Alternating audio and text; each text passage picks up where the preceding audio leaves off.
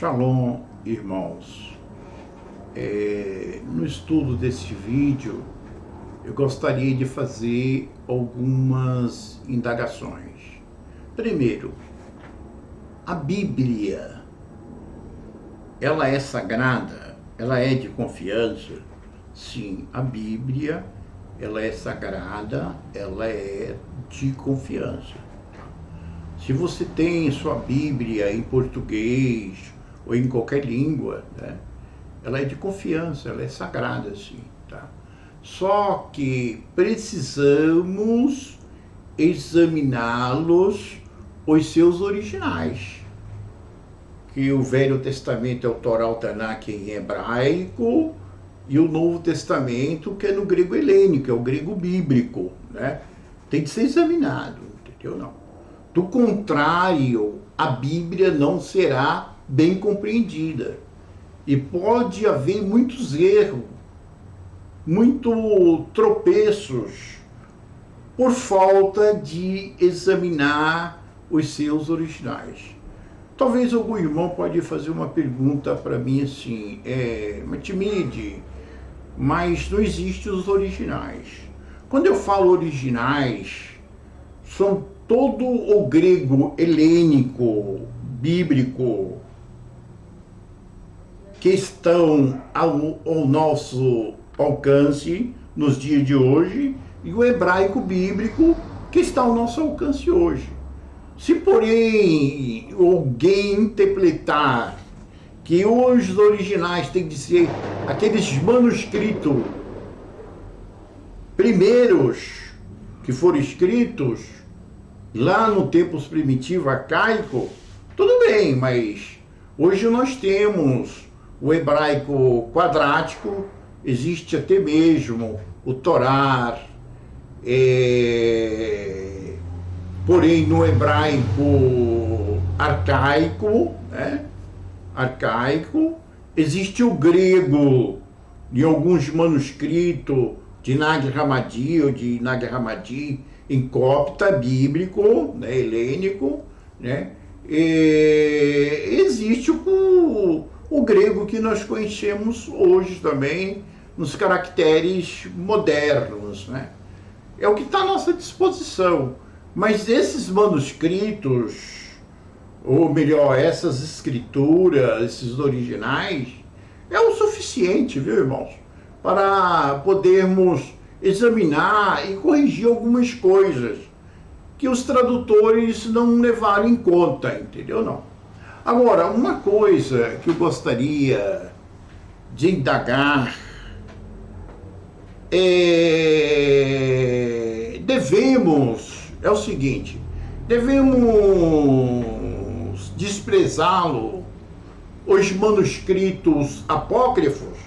Sabemos que a palavra apócrifo, ela é um termo grego, que transportando para o significado por nosso português significa secreto, né? Ou seja, só pertencia àquele grupo. Devemos rejeitarmos os manuscritos apócrifos. Olha, eu me refiro aos manuscritos de Nag Hammadi, encontrado ali na cidade de Nag Hammadi, no Alto Egito, em 1945. E foi traduzido, começou a ser traduzido em 1948, entendeu?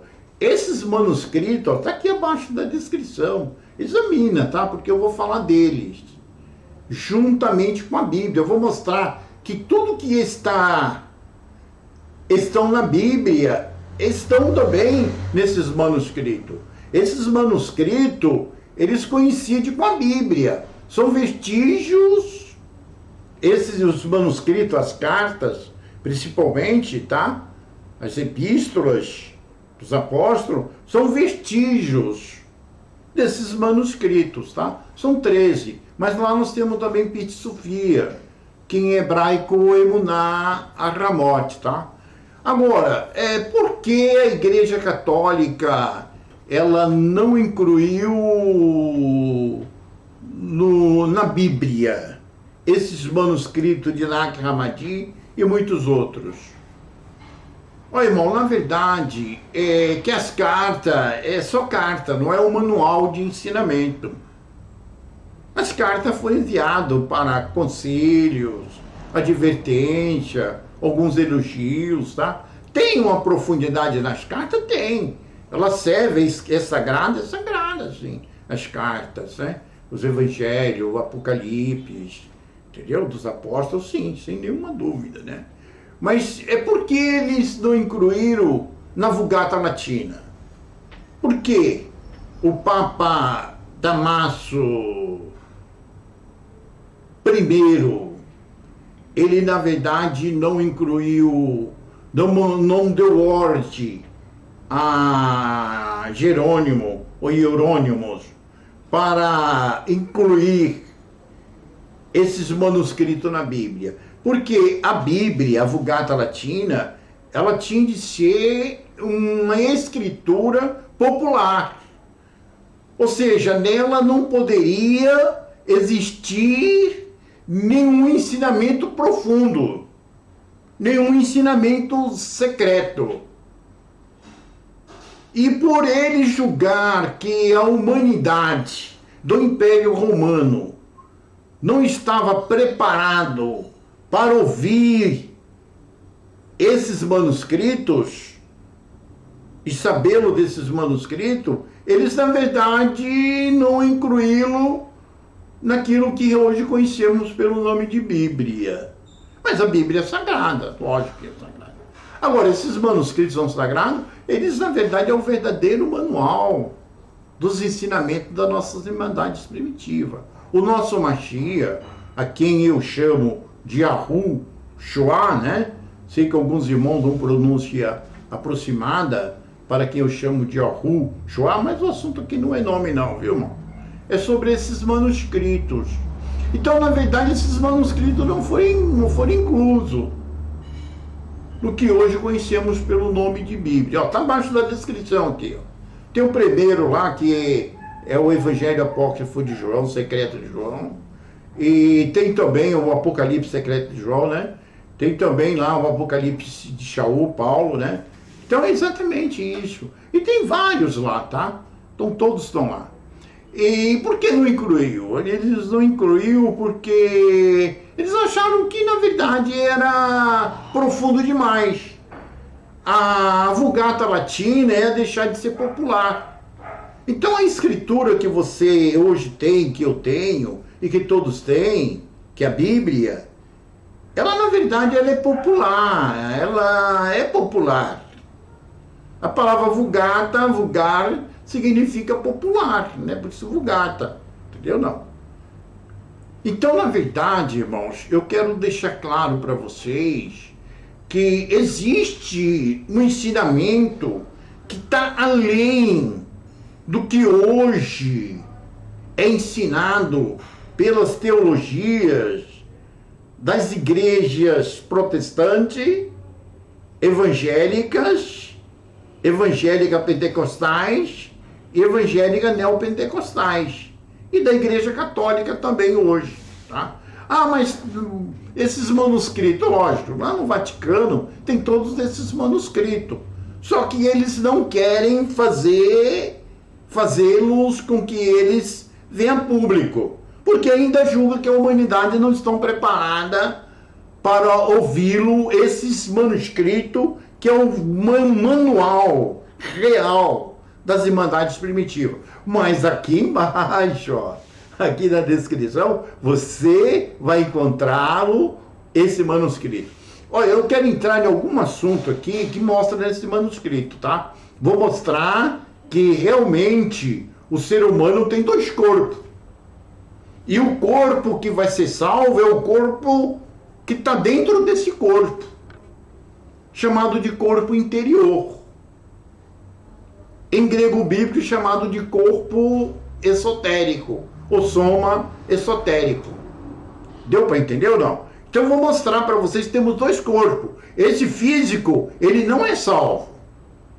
Ele não entra nos céus. Ele não entra nas dimensões mais sutis. Ele não entra. Mas, porém, tem um corpo dentro desse corpo, que é o corpo Ada, que é o corpo interior. Esse, na verdade, sim, é o corpo da salvação. E é uma deidade caída. Mas, porém, quando aceita o Mashiach, a quem eu chamo de Yahushua, esse corpo, na verdade, ele está como morto. Ele está como se fosse um defunto. Ele é despertado. Quando ele é despertado, ele se torna um com Mashiach. Tá? Então eu quero entrar, tá? Eu já vou chegar nessa parte aí, nesses textos, para o vídeo não ficar longo, tá bom? Tô chegando lá. Olha, irmãos, olha, se vocês examinarem esses manuscritos que estão aqui embaixo, olha, começa pelo de João. Se não me engano, é o segundo link, que está aqui abaixo da descrição, tá? E tem o primeiro também, que é o de Shaul, de Paulo, né? É muito bom também, você vai ver que tem 2 corpos, tá? E o que acontece aqui, na verdade, o próprio Paulo, em hebraico Shaul, né? Ele, na verdade, ele mostra esses 2 corpos aqui. Tomando um pouco de água aqui. Ele mostra clarissimamente esses 2 corpos. Olha, eu vou colocar em português mesmo. Vê se vocês estão de acordo comigo, tá? Não concorda comigo. Eu quero que vocês concordem com a Bíblia, ela é de confiança. Tá? Aí eu coloquei aqui também alguma parte, para não fazer um vídeo muito longo, eu coloquei também alguma parte aqui no grego bíblico, tá? Que são os originais. Em Romanos 7:22, Shaul diz o seguinte, ou Paulo, né? Nessa tradução. Porque segundo o homem interior, tem um prazer na lei de Elohim, na lei do Criador, que está Deus. Agora, irmão, eu pergunto, o que é um homem interior? Um corpo interior? Interior não é aquilo que está dentro de alguma coisa? Vocês estão de acordo comigo? Interior é aquilo que está dentro de alguma coisa. Por exemplo, ó, eu tenho esse copo. O copo é a parte externa. Porém, a água que está aqui dentro desse copo, esta água é o interior, que está dentro do copo. Então, na verdade, aqui Paulo, Shaul, ele está falando que, porém, existe nele e naquelas irmandades de Roma, aquela comunidade de Roma, um homem interior. E que esse homem que está dentro desse corpo físico, que é o exterior, ele tem prazer na lei do Criador. Olha, irmãos, eu coloquei aqui exatamente essa passagem aqui, ó. Aqui, homem interior, eu coloquei no grego, que tá, ó. Homem, antropos, interior, esotérico. A palavra esotérico, no grego bíblico, significa o corpo sutil que está dentro do corpo denso, do corpo físico. Entendeu? Então esse é o corpo da salvação. Esse corpo da salvação, quando ele se desperta, quando ele, na verdade, aceita o Mashiach, aceita Yahushua, sei que alguns irmãos dão pronúncia aproximada, para quem eu chamo de Yahushua, quando ele se desperta, irmão, ele, na verdade, se torna um com Mashiach. E ele recebe o perdão dos pecados. E ele é salvo. E ele tem prazer na lei, nos ensinamentos, na vontade do Espírito, que não deixa de ser o nosso Mashiach em espírito dentro de nós. Não está escrito, não sabeis que o Espírito do Mashiach habita em vós? Lá está Cristo. Tem outras passagens, não sabeis que o Espírito do Criador habita em vós, lá está Deus. Está vendo, irmão? Então ele habita em nós. Para quê, irmão? Para nos salvarmos. Então, quando, na verdade, esse corpo físico, ele, na verdade, deixar de existir, for para a terra para virar crosta terrestre, porém esse corpo despertado, que é o corpo-alma, o corpo interior, o antropos esotérico, o homem interior, como está aqui mostrado, tá? Esse, na verdade, irmão, já é salvo. Ele já é arrebatado. É arrebatado, porque é uma palavra onde está arrebatamento, ali significa parúcia. Parúcia significa presença. Ele vai ao encontro do Mashiach, porque ele já pertence ao Mashiach. Ele foi despertado. Ele estava morto a nível de consciência, mas ele foi despertado e agora ele foi salvo pelo Mashiach, entendeu? Então é isso que está escrito lá nos manuscritos, irmãos. E na verdade, aqui os tradutores, eles colocaram, mas parece que as religiões, elas não se preocuparam em esclarecer isso. Até porque foi a Igreja Católica, no segundo concílio de Constantinopla, né, pelo imperador bizantino Justiniano I, que na verdade criou essa doutrina que o ser humano não tem um corpo interior, não tem um corpo espiritual dentro dele, que só tem um corpo físico, e tirou essa ideia que ensina os irmãos primitivos, a doutrina dos irmãos primitivos, que o Ada é o homem interior, como está mostrando aqui em Romanos. Se está escrito, irmão, temos que acreditarmos. Está tanto nos originais, como está no português, né?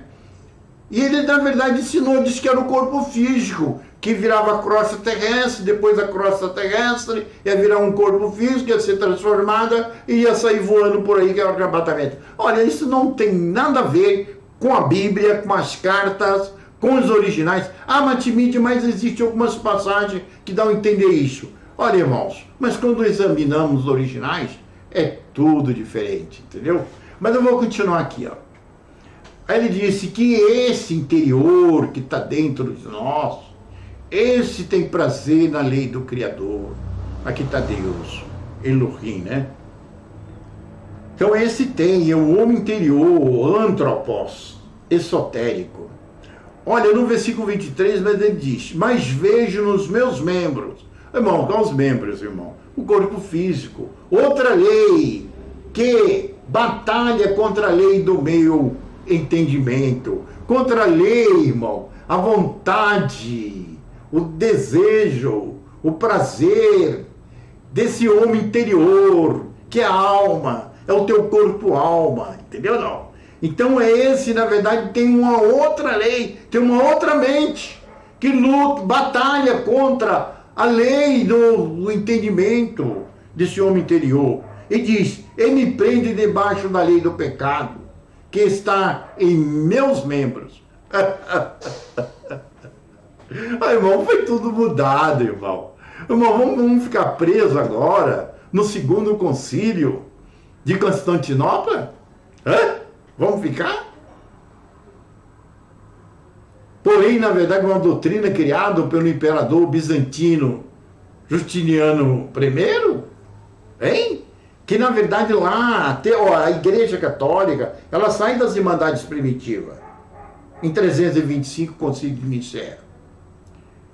Algumas coisas elas tiraram, eliminaram o nome, algumas coisas, mas algumas coisas elas preservaram o mesmo ensinamento das Irmandades Primitivas. Por exemplo, era ensinado pelas Irmandades Primitivas que a humanidade estava sujeita a encarnar e reencarnar, até que ela, na verdade, fosse despertada, aceitasse o Mashiach, fosse despertada, perdoada os seus pecados, e aí então ela era arrebatada. Ou seja, ela ia ao encontro da presença dele, que isso é a parúcia, que na verdade aí criaram essa ideia de arrebatamento. Entendeu não? E na verdade ele tirou essa doutrina em 553, o imperador bizantino Justiniano I, ele tirou no segundo concílio de Constantinopla, porém essa doutrina que a humanidade estava sujeita a encarnar e reencarnar. E criou a doutrina aí da ressurreição do corpo físico, que a crosta terrestre vai voltar a ser um corpo físico e vai ser transformado e sair voando por aí. Entendeu? Então, na verdade, irmãos, é muito complicado, né? Olha, infelizmente, a culpa maior é das igrejas protestantes. Eles, a princípio, tiveram boas ideias, mas acabaram ficando presos, em muito sentido aí, na doutrina da Igreja Católica, né? A Igreja Católica não tinha intenção que, porém, a humanidade tivesse o conhecimento das Irmandades primitivas. Achava que era muito forte, muito complexo, muito profundo para a humanidade. Pode ser que naquela época tem que sim, mas no dia de hoje, nós estamos preparados para entender isso, irmão. Perfeito ou não? Nós estamos numa época bem evoluída, né? Então, na verdade, olha, não é que eu estou concordando com a Igreja Católica, tá? Eu quero dizer que hoje estamos preparados para isso. E temos, na verdade, isso. Então, na verdade, irmãos, aqui mostra um homem interior. E mostra um homem exterior que é, na verdade, os membros. É esse corpo físico. Que ele tem uma outra mente. E essa mente tem uma outra lei, tem uma outra vontade. Que batalha contra a lei do entendimento do corpo que está dentro desse corpo, entendeu? Não. Mas mente mais diferente, o que você mostra é bem diferente, realmente, irmão. Eu sei que é diferente, mas eu estou de acordo com a tradução examinando os originais. E não estou desprezando os manuscritos das Irmandades Primitivas, que a Igreja Católica, no segundo século, pelo Papa Damasio I, ele, na verdade, deu ordem para Jerônimo, ou que fez a tradução da Vulgata Latina, não incluir na Bíblia esses manuscritos. E esses manuscritos estão à nossa disposição hoje, irmãos. E bate com os originais do jeito que eu estou mostrando aqui. Perfeito ou não? Então é exatamente isso. Eu quero mostrar mais uma passagem aqui, para mostrar que esse homem interior realmente existe, é defendido nas cartas pelos os apóstolos do nosso Matias, assim como estão lá nesses manuscritos, que está aqui abaixo da descrição, tá? Os manuscritos de Nag Hammadi. Efésios 3,16, Shaul, o Paulo, nessa tradução, ele diz o seguinte: porque segundo a riqueza da sua glória, vos conceda que sejais corroborados com poder pelo seu espírito no homem interior. Irmão, o espírito do Mashiach habita em nós, irmão. Ele está em nós.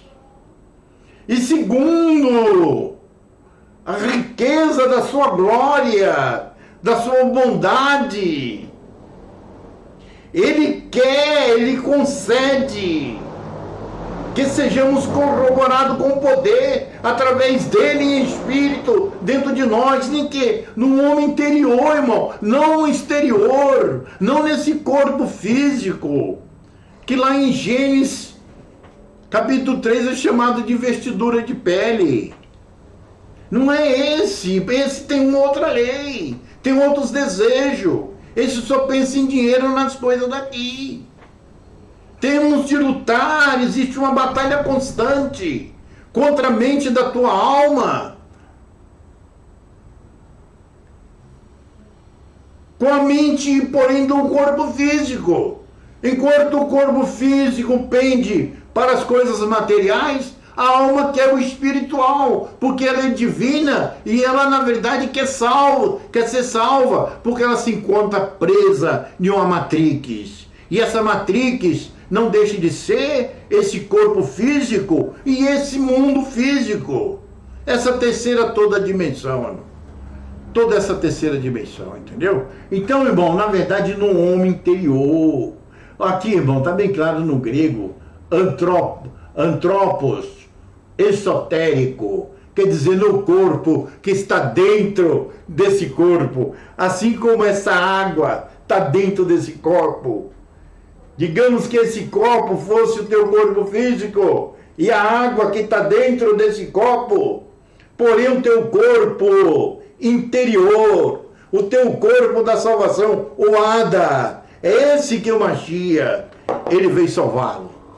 O nosso Mashiach, ele disse o seguinte: aqui tereis aflições, mas tem bom ânimo, porque tereis a salvação, sereis resgatadas vossas almas.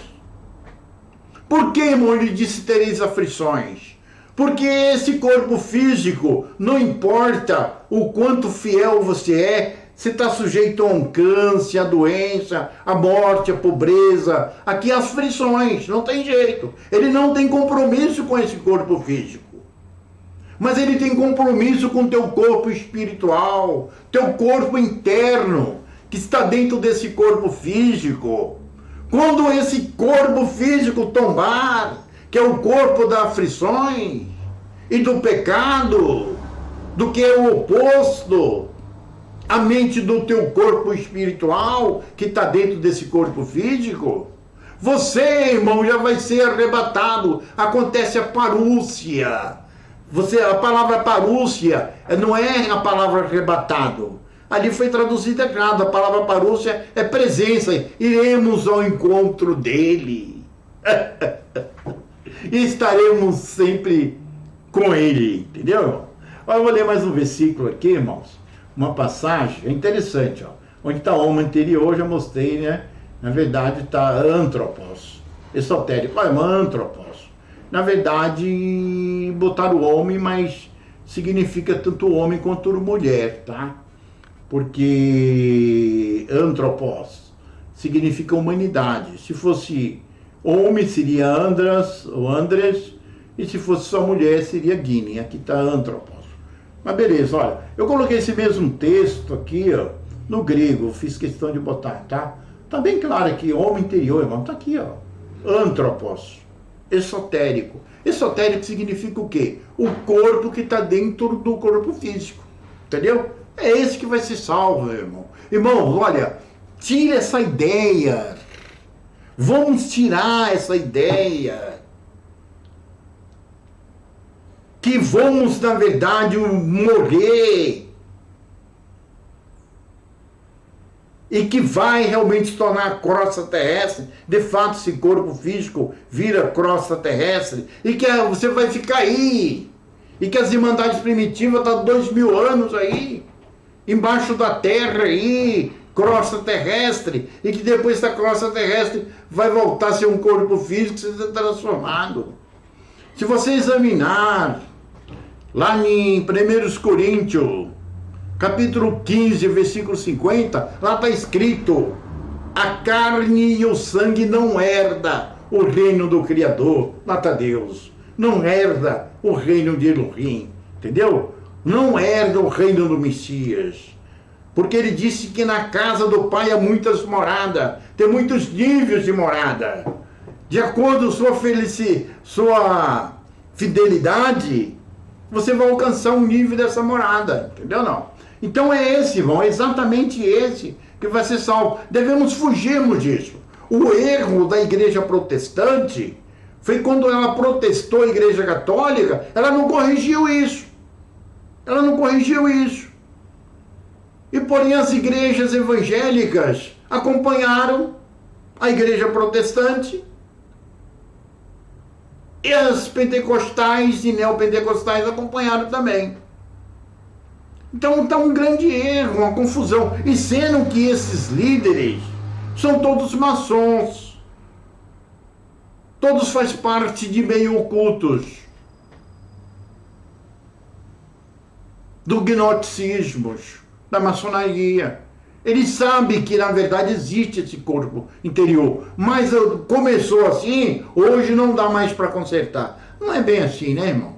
Todos nós devemos admitirmos que não somos perfeitos, que temos erro, e que a revelação da verdade, ela é nos dada na proporção de dia em dia, conforme vai passando o tempo. A nossa mente, ela vai se evoluindo, ela vai crescendo. E a verdade de ontem, o conceito de verdade de ontem, hoje, já ultrapassou. Assim será o da manhã. E cada dia vamos conhecer a verdade mais. Ninguém é dono da verdade. Ninguém é dono da verdade. Ninguém conhece toda a verdade.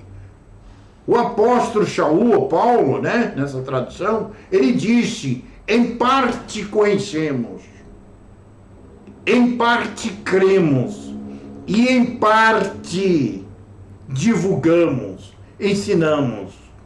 Até o dia que aquilo que é em parte seja desfeito. Qual dia, irmão? No dia que você deixar esse corpo físico, irmão.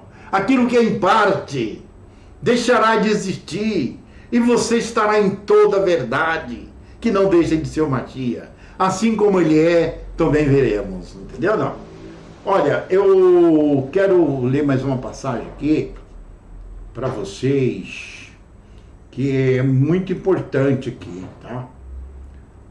Aqui, muito importante, tá? Ó, é uma passagem que vai falar desse homem interior, tá? Que eu acabei de ler, falar para vocês que a Igreja Católica T553 sustentava que tinha um corpo interior, que a humanidade estava sujeito a encarnar e reencarnar. Então ela tirou a doutrina da reencarnação nessa época. Pode examinar, tá? Sobre o segundo concílio de Constantinopla, tirada a lei da reencarnação.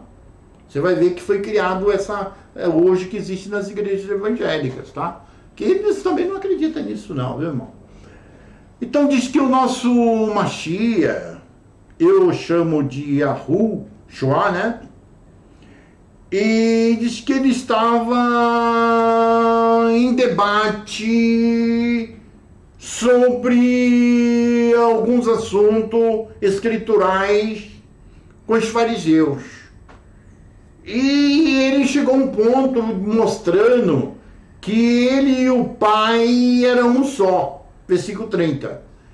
E os fariseus achou aquilo um absurdo dele dizer que ele e o Pai é um só, já que o Pai é uma deidade, é um Elohim.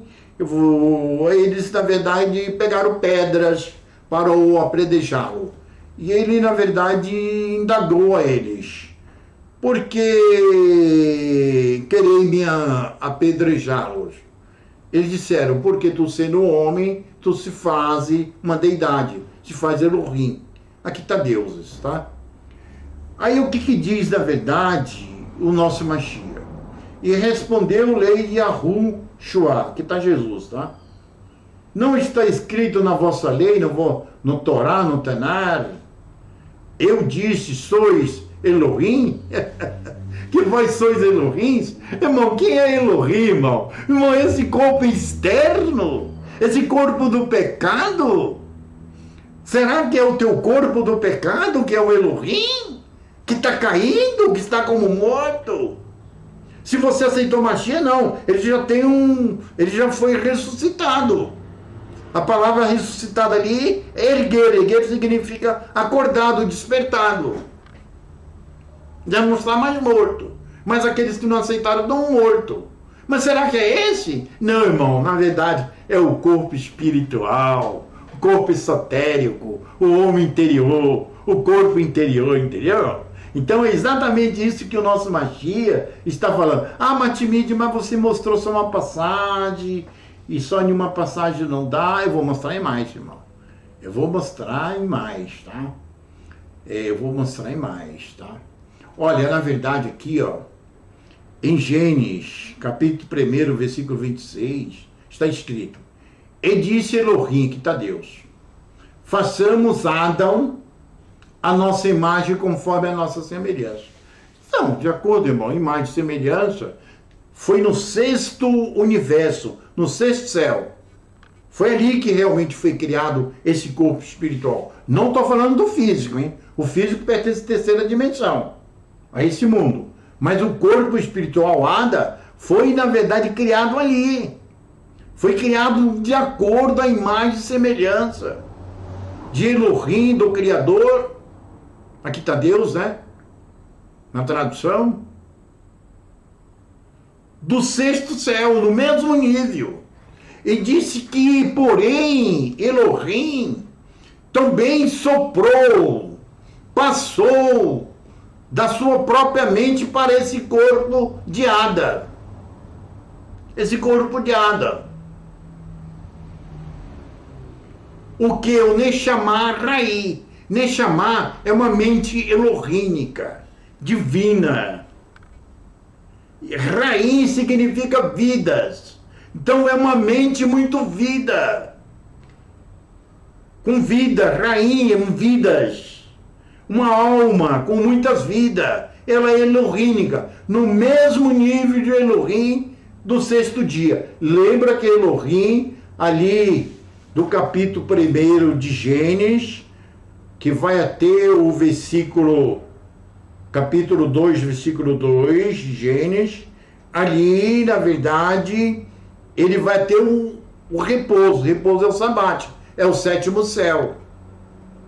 Olha, esses 7 dias da semana, isso aqui é simplesmente uma metaforia, uma alegoria dessa realidade, tá? A palavra Ion, em hebraico, não significa a Terra girando no seu próprio eixo por 24 horas, não. Não tem nada a ver, tá? Isso é uma alegoria. É uma representação dessa realidade, tá? É tanto que a palavra dia, ela, na verdade, foi transportada do grego helênico. Do grego helênico. Dia significa deidade. Deidade. Então, no sexto dia da deidade, ele foi criado no mesmo nível, imagem e semelhança. Já mostrei 2 vezes aqui, irmão, entendeu? Olha, irmãos, eu vou ler aqui uma palavra importante aqui, ó. É Gênesis 2, versículo 7, tá? Para mostrar a vocês que realmente o que o Ada realmente recebeu, que é esse corpo interior, tá? Ele, na verdade, recebeu o Neshama Rai. Aqui tá. Gênesis 2, versículo 7. E formou, aqui está Yud Rei, vai ver Rei Elohim, tá? Aqui está Senhor Deus, aqui nessa tradução. Elohim, aqui está homem Adão, do pó da terra, é Adamar. Adamar é o planeta Terra, só que esse planeta Terra, ele existe em 6 dimensões. O cósmo é sexto. São 6. Aqui é terceira. Então existe, na verdade, mais 5. Entendeu? Mais 5. Esse planeta Terra existe. Porém, em outros universos mais sutis. Então, nesse planeta, porém lá no sexto céu, que também faz parte de todo esse universo, porém ele foi criado, entendeu? Não. E porém diz que ele foi formado. Foi formado do pó de Adamar, ou seja, dos 4 elementos de Adamar. Entendeu? Não. E soprou em suas narinas o fôlego de vida. Até nada que fôlego de vida, irmão. Fôlego de vida dá a entender que a habilidade de expirar o ar e respirar. E não é isso, irmão. Aqui está o Neshama Rai, uma mente divina, com muitas vidas. Neshama é a alma, com muitas vidas. Alma significa deidade, significa Elohim. Por isso, o nosso Mashiach diz que somos Elohim. Entendeu, irmãos? Então, é exatamente isso. A Matimide me mostra mais aí que eu gostaria de entender. Ó, aqui, irmãos. Yesha Yahu, né? Conhecido nessa tradução como Isaías 41, versículo 23. O Elohim do Velho Testamento, que é Tstabaut, né? Ele fala através do ministério do profeta Isaías, Yeshayahu, entendeu? Anunciai-nos as coisas que ainda hão de vir. Olha, irmão, de onde vir, está referindo o Messias. mostra que o povo que haveria de aceitar e seguir os ensinamentos do Mashiach ia entender isso que eu estou explicando, que está nos manuscritos, está na tradução e está nos originais da própria Bíblia. Entendeu? Não. Ia entender isso. Então está falando aqui do futuro. Lá no tempo de Isaías, o próprio Tsabaote, o Elohim do Velho Testamento falando, para que saibamos que sois Elohim. Aqui está deuses. Sois Elohim, sois a deidade.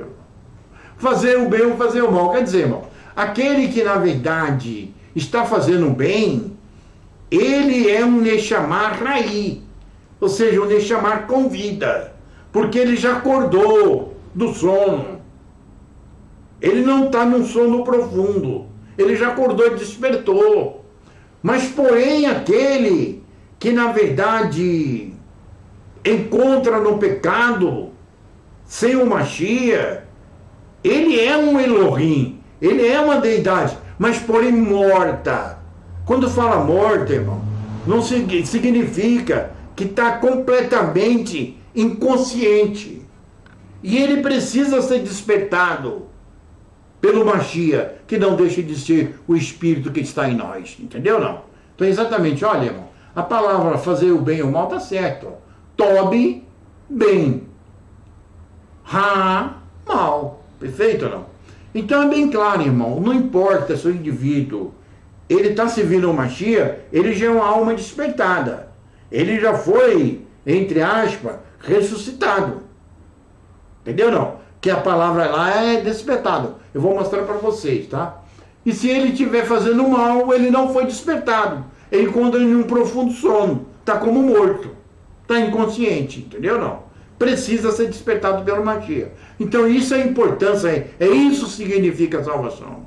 Ah, mas Tibinde, mas a gente não consegue vencer todo o pecado. Sim, aquilo que você não conseguir, pecou involuntariamente, não, olha, irmãos, incrível. Ele é o nosso Salvador. Salvador o quê? O perdoador dos nossos pecados. Sua alma, ela tem direito à salvação. Porque você confiou no nome dele. O perdão dos pecados está no nome dele. Por isso precisamos confessar e professar o nome dele. Eu o chamo de Yahushua. Entendeu? Foi através de uma visão e através de exames bíblicos que realmente eu vim esse conhecimento. Então, irmãos, na verdade é isso aí. Olha, eu vou ler mais uma passagem aqui, ó. Salmos, o Terrili, né, em hebraico, 82, versículo 6. Aqui, Tsabaote, o Elohim do Velho Testamento, a deidade do Velho Testamento, ela fala através do ministério de Daúde, nessa Bíblia chamada de Davi, tá? Diz assim, vós sois Elohim, aqui está deuses, todos vós filhos do Altíssimo. Ai, olha, é mostrado no Velho Testamento, no Novo Testamento, em várias passagens. Como podemos negar isso, irmão? Tem dúvida disso? E agora vamos estar de acordo lá com o Papa Damaso I, só porque o povo protestante, os líderes protestantes, acabaram concordando e falou o povo não estão preparado para aceitar essa realidade? Julgou assim? As igrejas evangélicas pentecostais, neopentecostais é a mesma coisa? Ah, não é bem assim, né? Então, bem claro, está mostrando. Olha, irmãos, olha, na verdade, olha, eu vou só simplesmente aqui, ó, eu mostrar para vocês aqui uma coisa aqui, para vocês entenderem. O Matimídia, onde está escrito ressuscitar, ressuscitará, ressurreição. No grego bíblico, nos originais, está como? A palavra lá é ergueiro. O que significa ergueiro? Aqui em cima, ó. Acordar, despertar, irmão. Então, bem claro, a palavra despertar era para ter transportado ali, ergueiro, não como ressuscitar. E não como ressuscitará, como ressurreição. Mas era para como despertar ou acordar. Aí criaram uma ideia, através dessa palavra ressurreição, que é errado, a tradução é errada, é um adultério. Já criaram uma ideia que, assim como todas as pessoas morrem, vira crosta terrestre, não tem como negar isso, isso é real, o meu corpo seu, vai acontecer isso, como os seus ancestrais e de todos que vocês conheceram, sabe que virou crosta terrestre. Aí eles criou uma ideia na Igreja Católica, em 553, e as outras acompanharam, que essa crosta terrestre vai transformar em um corpo físico, esse corpo físico vai ser transformado e sair voando por aí, como um pássaro. Aí, irmão, sendo que a palavra lá, irmão, é só acordar, despertar. Irmão, como criaram? Que imaginação doida é essa? Isso foi criado pelo imperador, irmãos, e os papas, e os bispos da Igreja Católica, no segundo concílio de Constantinopla, pelo imperador bizantino Justiniano I. Irmãos, agora vamos ficar presos na doutrina de um homem. Que alusão terrível é essa? Isso não bate. Ah, a palavra lá está tudo bem, a palavra lá está ressuscitar. Mas olha, ressuscitar, tudo bem, porque a palavra vem anterior, a ergueiro vem necros. Necro é morto. Então o necro ressuscita. Mas a palavra é o necros, ele desperta.